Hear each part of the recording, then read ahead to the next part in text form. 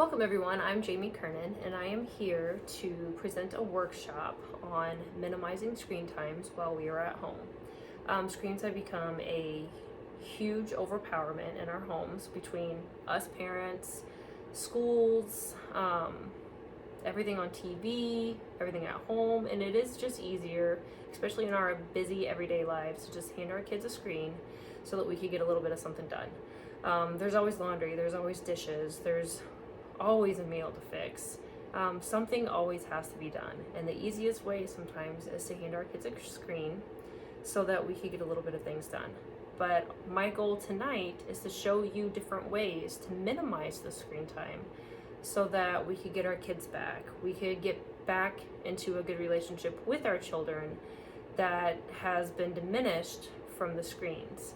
It's happened to me. I do it in my home also, because life gets busy. But I've noticed that within my children that I care for and my own children, that the screens have taken over and I am no longer in control as long as I allow that. And I would like to be in control of my children for the most part, as best I can. So what happens when we tell our kids no screens? They can't have their phone or they can't watch TV. They have a meltdown, right? Every single child. If they can't watch their show, they're going to have a meltdown because they're used to that routine. They're used to that habit of being able to do that. So I'm going to show you some tips on how we can get our kids away from that. One, you have to be accountable for your own actions. You have to set expectations for you and your children. What does that mean?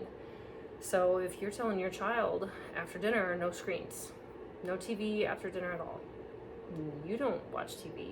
You don't have your phone plastered in front of your face the whole evening either. And number two, we have to be realistic. We can't get rid of the screens forever.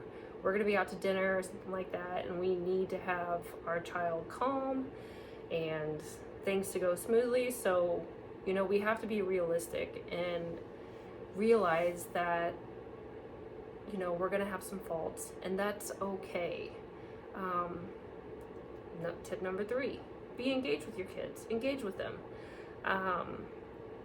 They want to do a puzzle, sit down for maybe 30 minutes a night and do a puzzle with them. As long as you give them that attention and you show them how to do something, they are more apt to try to do that on their own and have a little bit of solitary play or play with their siblings.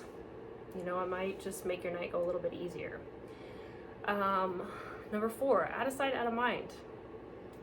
You want the TV on for noise, background noise? Wonderful. Put some soft music on. It makes a huge difference. If you play some soft classical music, or YouTube's a big hit right now, go ahead and go on YouTube and type in calming music for children. Kids love it. And then they get adapt to listening to that calming music, and it softens their mood, and it'll also soften yours and make things a little bit easier for you. Number five, give them a task. Say, hey, do you mind taking this rag and cleaning off all the surfaces, all the tables, chairs, doing that for mommy? That would be a huge help. Oh, I need a big helper. Can somebody please help me out and clean the bathtub for me so that we can take a bath tonight? Kids love helping. As long as you give them a task and you show them how to do it, they're going to be so proud of themselves and so excited. And so they're not going to be interested on getting onto a screen. They're going to want to help their mommy do that task that she asked. And make sure you reward them at the end. Oh, I'm so proud of you. You did such a great job. And number six, be active. Go outside with them. Find something else to be active with. Create an obstacle course in the living room, something that they shouldn't dare do. Big game for preschoolers and toddlers is the floor is lava. Pretend that something is lava. Just do something silly with them to be active so that it'll help take their mind off of those screens. So what I have planned tonight is some stations for you and your children to do together. In these stations, it's just different things to keep your mind active. Whenever we're constantly in the screens, our minds aren't working as they should or as they're expected to continue on with their developments. So one of the stations is puzzles. It doesn't have to be a normal puzzle. This puzzle right here is different shapes, and the kids can spend hours trying to do this puzzle. So find something outside of the box. There's the 3D puzzles, there's foam puzzles, anything else that, you know, your kid would be engaged in, and try to do that. And another one is some blocks. Don't do regular blocks. Who wants to just play with Legos all the time? And who wants to just have some normal wooden blocks? These blocks are different shapes, and the kids love them because you could stack them in so many different ways to see if they'll go higher or if they'll fall. And you can find them on Amazon. You can even find them at yard sales coming up. But just do something different to get their brains working. Station number 3, coloring pages for the kids and for the moms and dads. Coloring is a stress reliever. It keeps the mind busy, and as long as you do something with the kids together, you know, that's what the kids need, that's what they want, and they're going to yearn for that, and they're going to build that relationship with you because you're doing something with your child.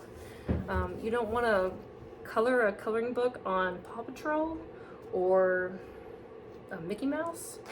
There's all these great inspirational quotes in these books that you could find them at Walmart for $5 for a coloring book. You know, this is great. And then you and your children can even color a page together and hang it up on the fridge, and then your child is extremely proud of what you guys did together, and you're making memories with your child.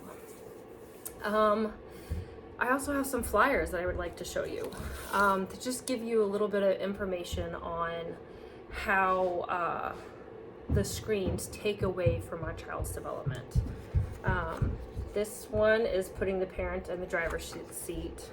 It's letting you know you are in control. You do not need to let your child throw a tantrum because they want their phone or their tablet or the TV.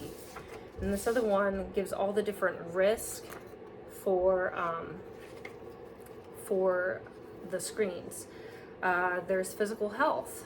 You know, they may overindulge in eating, and due to the lack of exercise, you know, obesity is higher.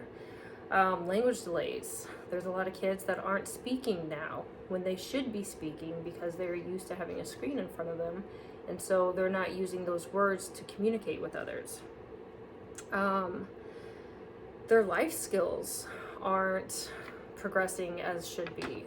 Children aren't tying their shoes as they're supposed to, or on schedule, and there's other delays in that. Poor sleep quality. I know when my children are on their phone too much because of all of that blue light, they're not able to sleep, and so they're waking 2 or 3 times in the middle of the night. It's taking them a hard time to fall asleep, and so reduced screen times is allowing better sleep. Whenever they go to sleep quicker and they sleep longer, we as parents are happier also. And then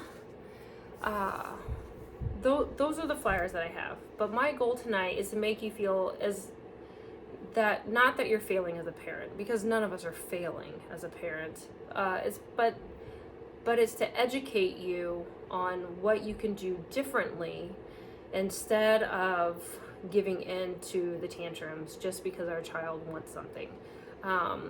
We are staying ahead of the developmental advancements in our children. We're learning the effects it's causing, and we can help our children advance and put this modern day distraction behind us. Especially since some of these behaviors and side effects are taking a toll on our children. And us as educators, we have noticed these. We have noticed anger outbursts, more solitary play, language delays, poor sleep habits, lack of appetite or an increased amount of appetite. Like I said, the life skills and the physical health problems. Us as parents, we can stay ahead of that just a little bit. You know, we're not miracle workers, but there is quite a bit that we can do. So together we can do this. And so tonight, I just want to thank you for coming in, learning how to fight the screen battle. And when you leave here tonight, I want you to feel encouraged, empowered, enriched, and most importantly, aware of what's going on around us. You are great parents, and together we can make this next generation the best one yet. Thank you very much for coming.